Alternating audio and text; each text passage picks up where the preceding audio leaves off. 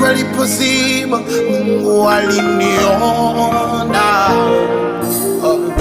Wabaya nilishinda nao, hata mazuri pia nilishare nao. Mungu aliniona.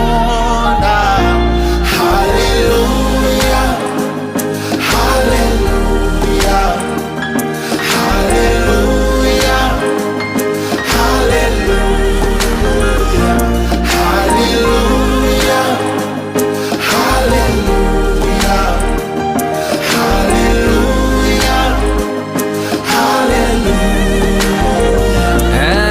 Nishaenda kwa mwanao ulempa upako pale Kawe, kachukua na mafuta ili mradi tu mambo yao, ila ridhiki sasa ina staili nyingi pala nawe, mara naipata mara naikosa, ni mwendo wa sandakalawe. Baba nimesimama hapa na wakilisha makapuku ambao kama mimi mambo yao bado matupu, ambao tupati stress hata ikitokea tunaumwa, hata tukifeli figo bado tunakunywa Azuma. Sometimes napagawa napokosa hata buku, na wife anataka huduma alafu mfuko hauruhusu, anahitaji hela saluni akasuka hata mabutu mpaka nice, wanaonisonya labda wanapiga mabusu. Washanitia sana Sara Rojita wanangu wa faida, moyoni wamejawa ubaya japo soni wanasida.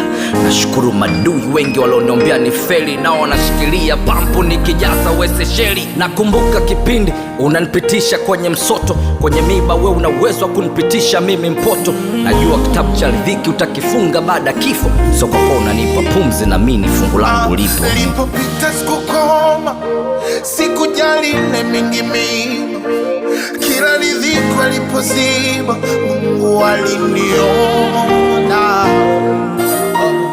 Wabaya nilishinda nao, hata mazuri pia nilishare